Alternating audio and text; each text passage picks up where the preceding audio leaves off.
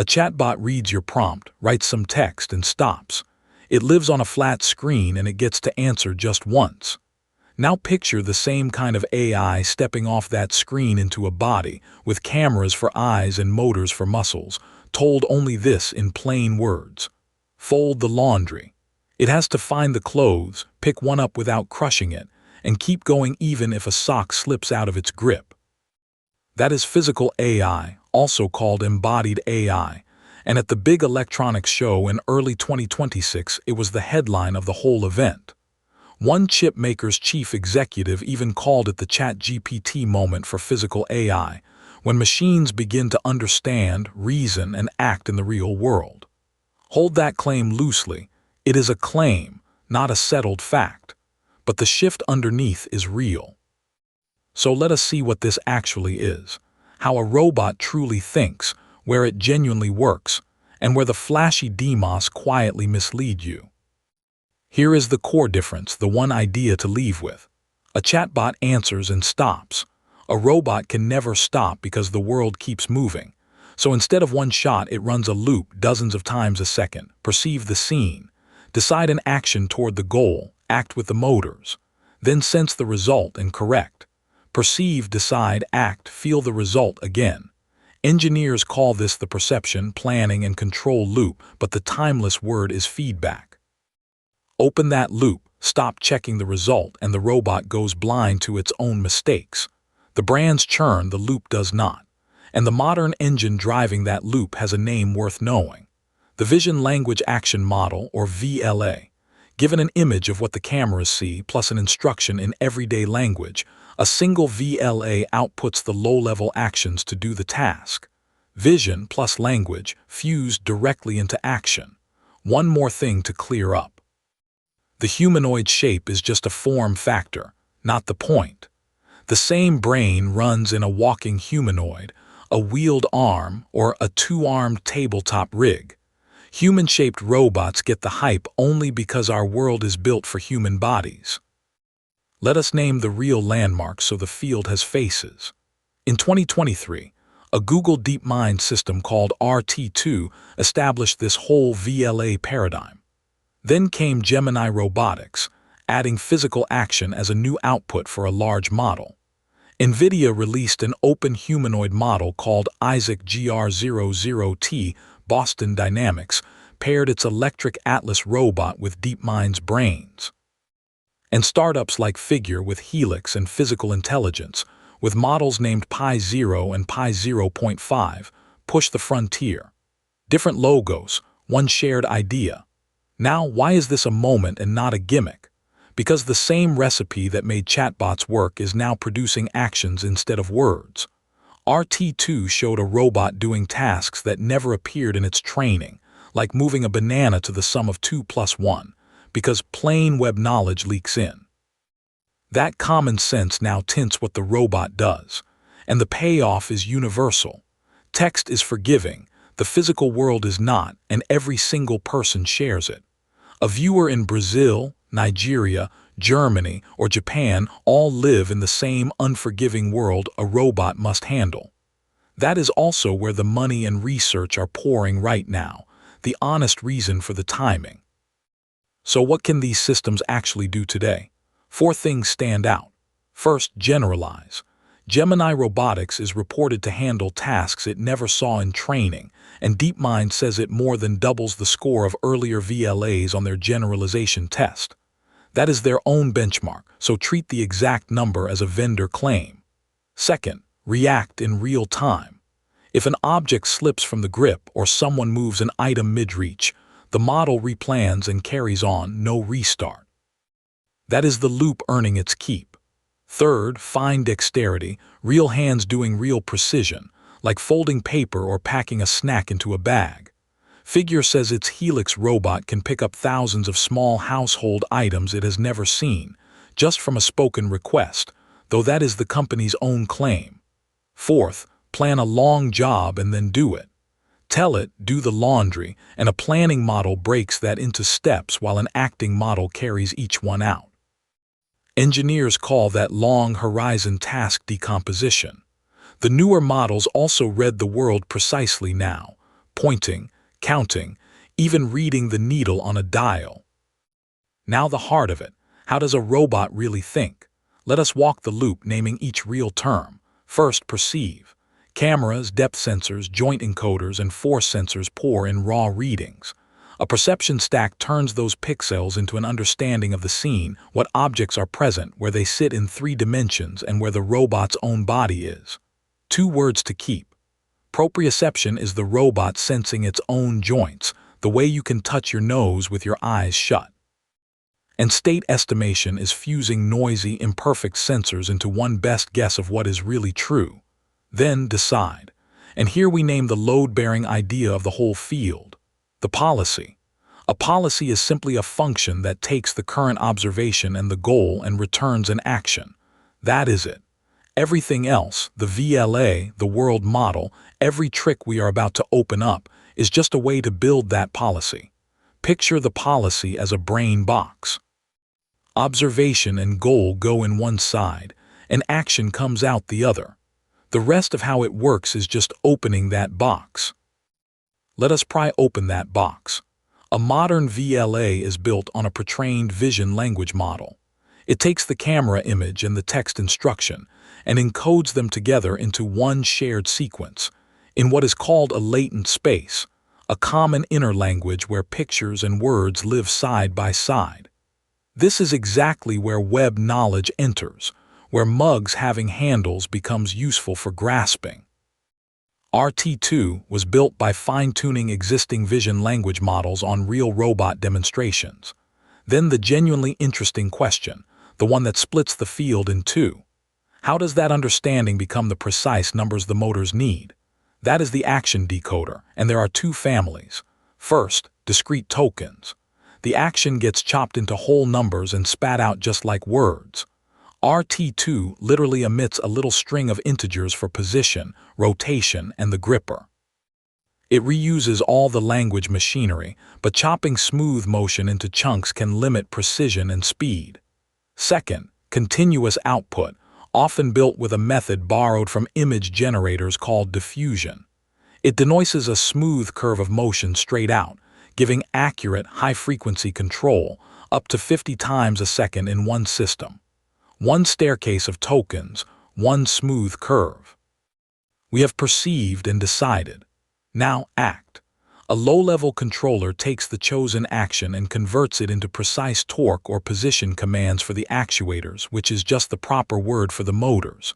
And it must respect the body's physics, its mass, its inertia, gravity pulling down the whole time. The set of things it can move, the joint angles, the hand pose, the gripper, are the robot's degrees of freedom. Then the most important arrow of all. The action changes the world, fresh sensor readings come back, and the policy decides again, tens of times a second.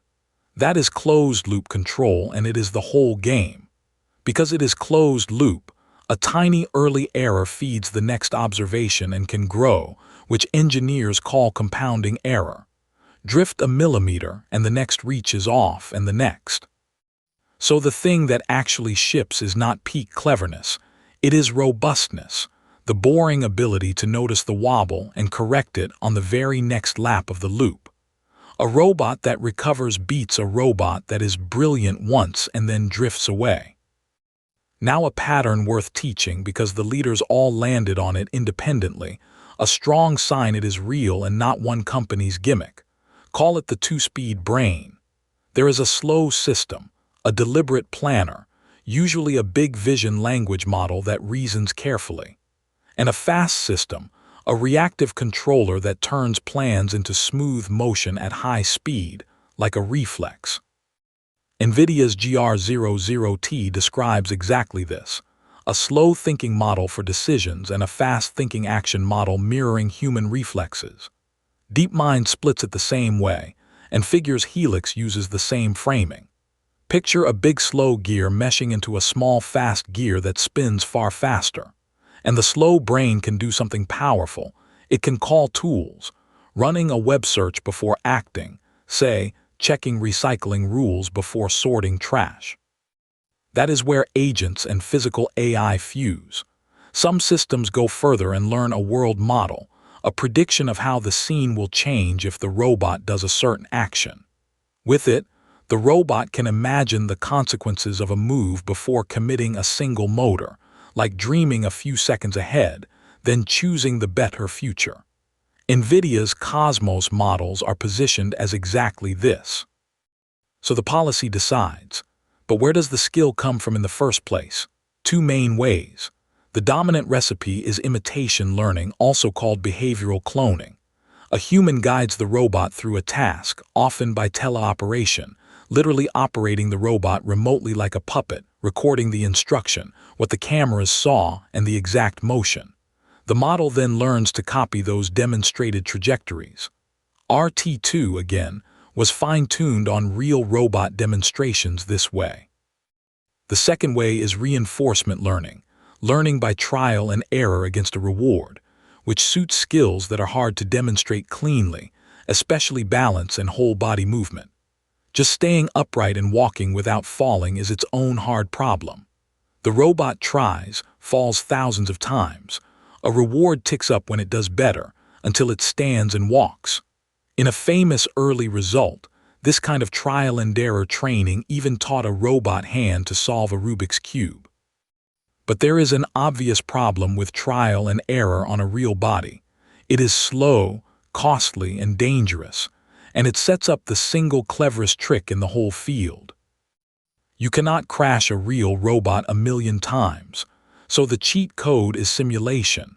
Most trials happen inside a physics simulator, a virtual world where the robot can fail freely and instantly. The scale is staggering.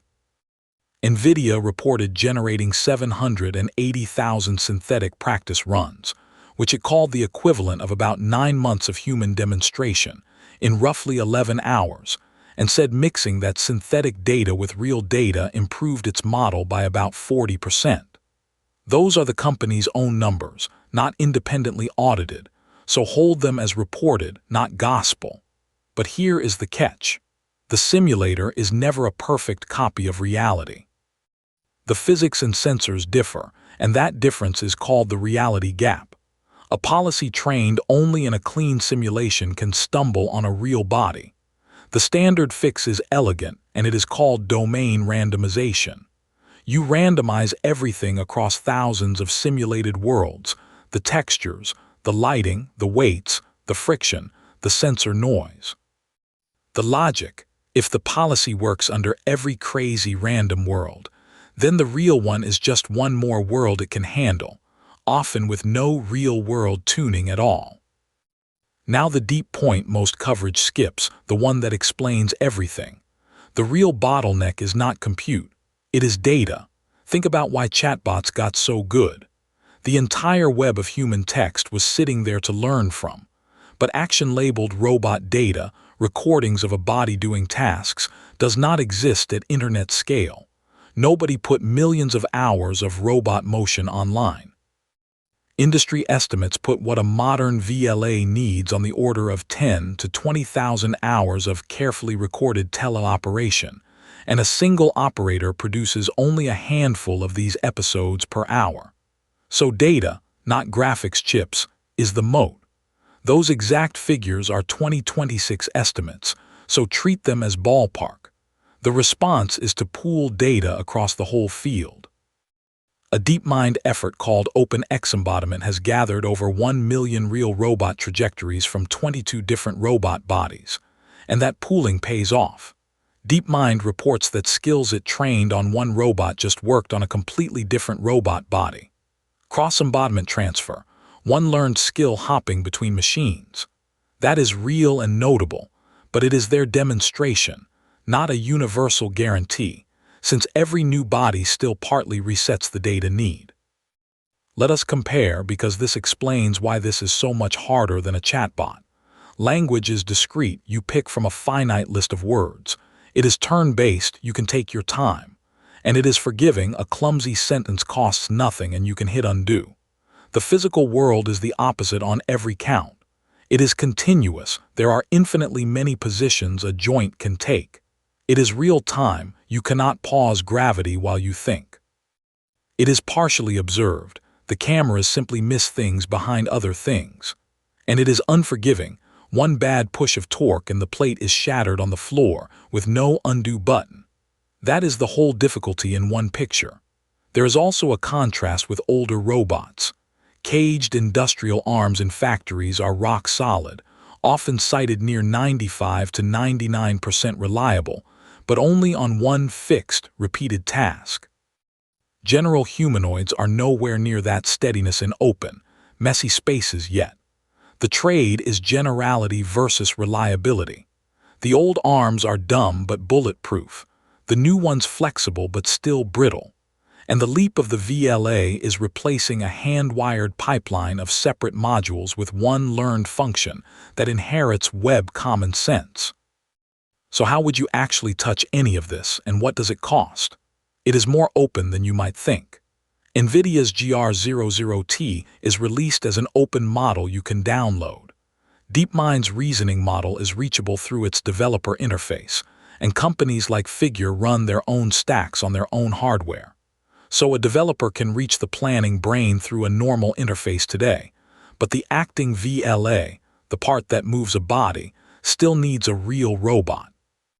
And the cost story is unlike a chatbot's per message price. The dominant costs here are physical. The hardware, humanoids costing tens of thousands of dollars each, though falling. The expensive teleoperation data pipeline we just covered. And the simulation and training compute. There is no clean price per task, so think of it as a cost structure, not a number. One more real constraint, the policy often has to run on a small onboard chip on a battery, not in a giant data center. Figure says its model runs entirely on embedded low-power chips, which matters for actually shipping. And the good news for the curious, you can learn the whole loop for free.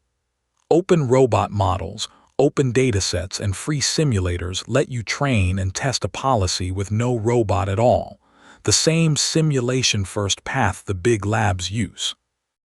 Now the part you must not skip, the limits and the single biggest trap. Many flashy humanoid demos are staged, or teleoperated, or both. A human in a motion capture rig is quietly puppeteering the robot you are watching.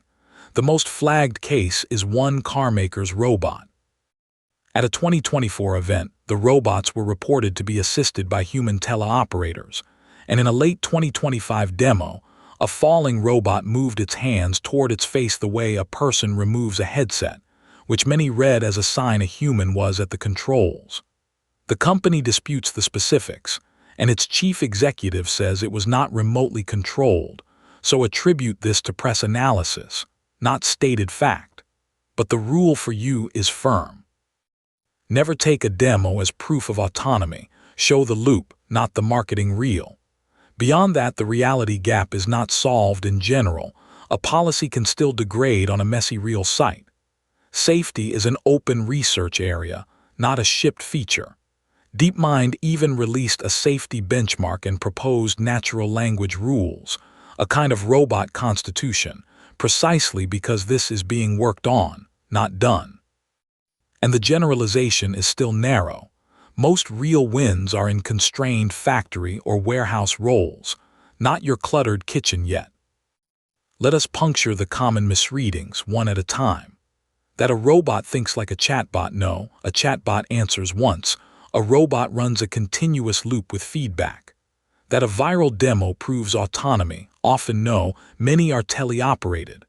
That there is a separate vision program, a language program, and a control program glued together, increasingly no, a single VLA fuses all three. That robots learn by practicing in the real world like a person, mostly no, most practice happens in simulation, then crosses the reality gap. And a subtle one, be careful with the claim that robots simply cannot do some physical thing. Many such limits are already dated.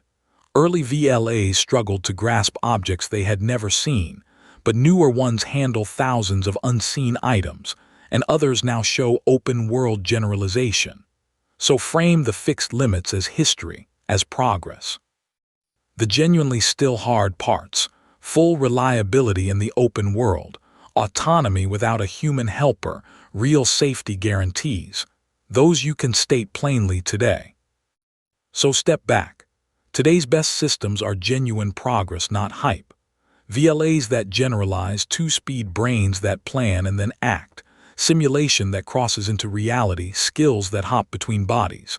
But reliable, fully autonomous helpers in a messy real home with no human quietly at the controls are the current frontier, improving fast, not finished. And notice the right question. It is not, can the robot walk? It is, can it close the loop reliably in the unforgiving real world without a human at the controls? You will hear bold forecasts, like one chief executive expecting some human-level abilities this year. Hear that for what it is, a leader's forecast, not a measured result. The durable takeaway is none of the brand names, which will all change. It is the loop. A chatbot answers and stops. A robot perceives, decides, acts, feels the result, and goes again, fusing what it sees and what you said directly into what it does, learned mostly in simulation and carried across the reality gap to a body that does not get an undo. Get that loop, and you understand physical AI, no matter which robot walks onto the stage next.